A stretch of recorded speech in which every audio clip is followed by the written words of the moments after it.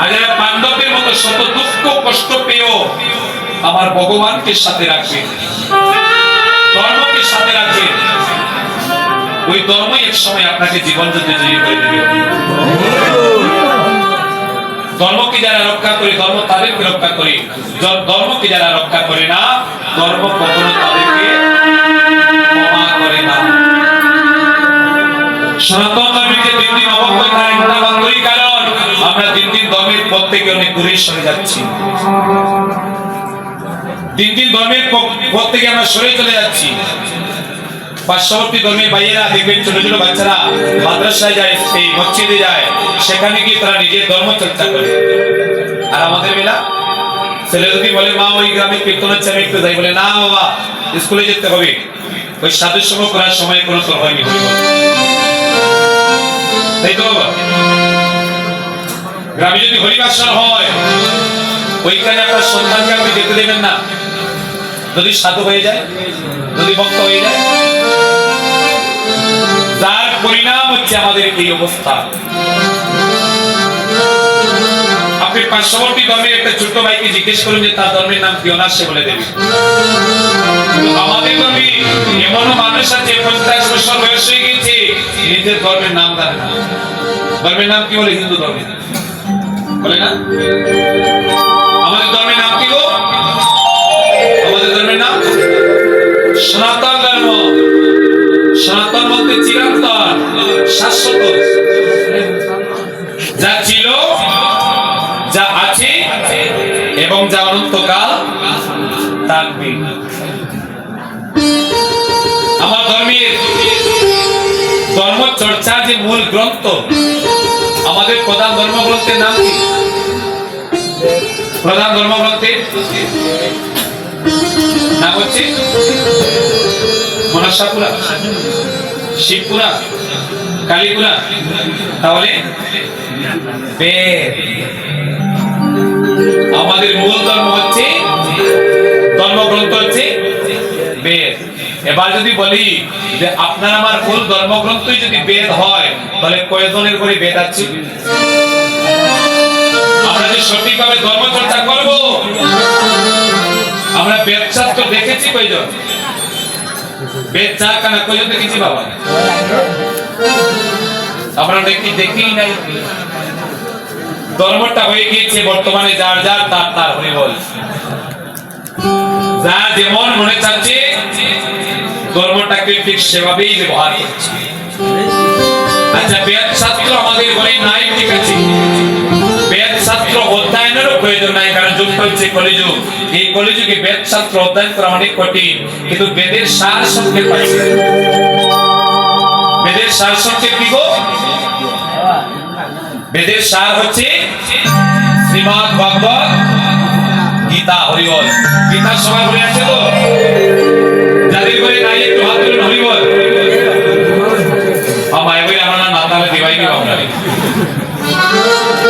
গীতা জানি সবার ঘরে আছে। বর্তমান সময়ে কারো ঘরে যে গীতা নাই এটা বিশ্বাস হয় না। প্রত্যেকের ঘরে গীতা শাস্ত্র আছে।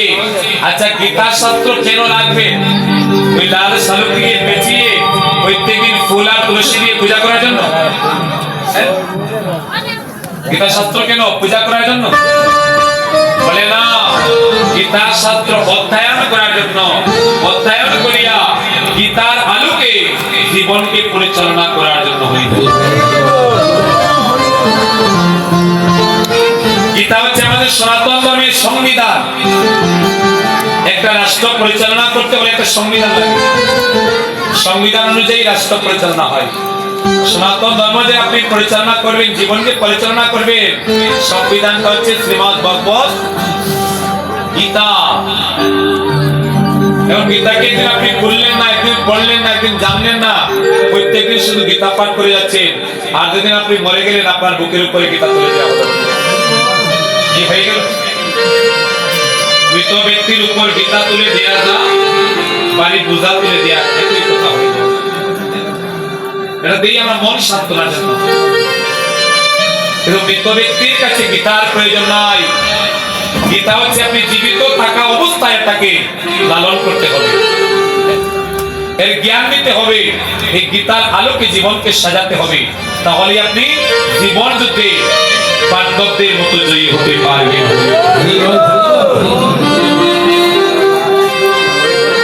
তাহলে এই হচ্ছে কলিযুগ।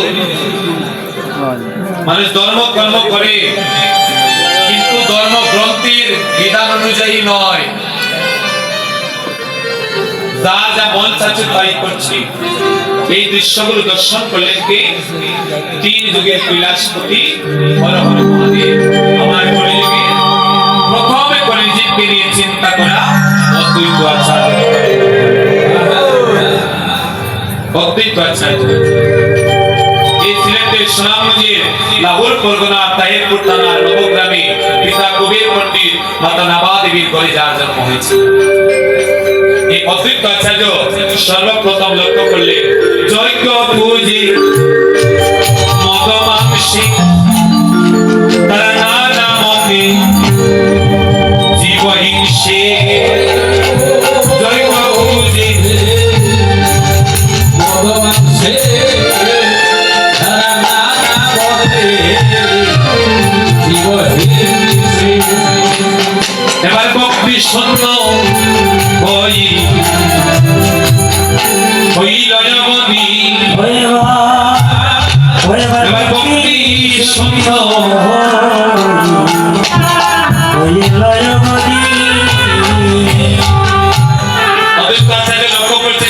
কালী পূজা করে, দুর্গা পূজা করে, মায়ের পূজা করিয়া আবার মায়ের সামনে মায়ের সন্তানকে বলিবে। মায়ের সামনে মায়ের সন্তানকে বলিবে। মদ পান করে মায়ের সামনে গিয়ে নাচে। কলিযুগে চলছে না বাবা এগুলা? এই তো হচ্ছে কলি ধর্ম। আচ্ছা, আমি পারবো কখনো মদকে আমার মায়ের সামনে গিয়ে নাচতে? আমরা কেউ পারবো মদে মাতাল হয়ে নিজের মা বাবার সামনে গিয়ে নাচতে? পারবো না। কিন্তু দুর্গা মাকে যদি আমরা জগৎজননী মা ভাবতাম, কালীকে যদি আমরা জগৎজননী মা ভাবতাম, তাহলে কেউ পারতো মদকে মাতাল হয়ে ওই মায়ের সামনে গিয়ে নাচতে? পারতো না। তাই বলছে ভক্তি শূন্য হইল ধরণী। অদ্বৈত প্রভু এই কলিযুগকে নিয়ে চিন্তা করতে লাগলেন।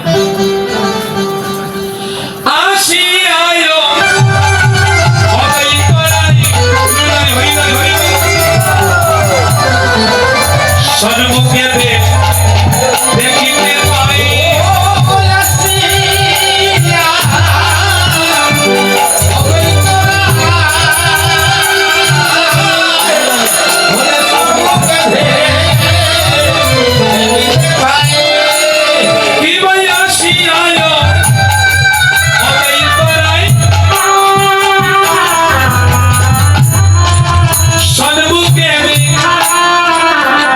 দেখিতে পাই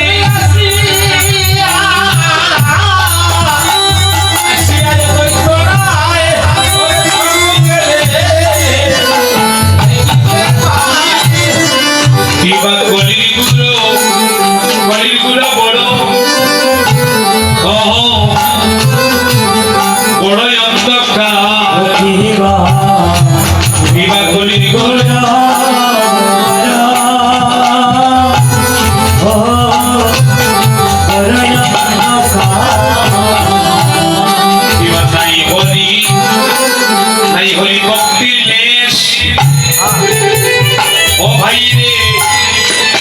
এবার মায়া পুতুল সর্বদেশ অদ্বৈত ভাবে কলিযুগের করি কি উপায় নাই হরে হরে ভক্তি। এবার মায়া সর্বদেশ অদ্বৈত বলে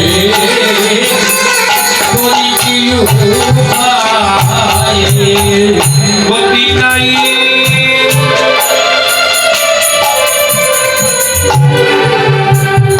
অগতি গতি নাই, নাই রে জীবে গৌরী বিনিয়ার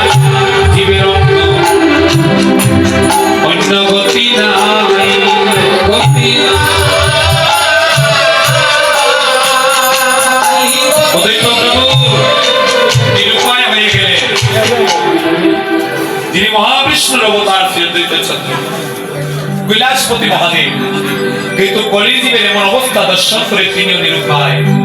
আমার দ্বারা বুঝি এই কলিজীবকে উদ্ধার করা সম্ভব নয়।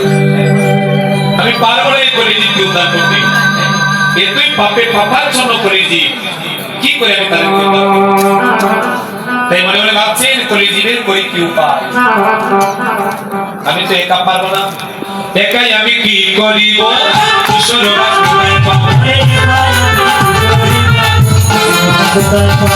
একাই আমি কি করিব?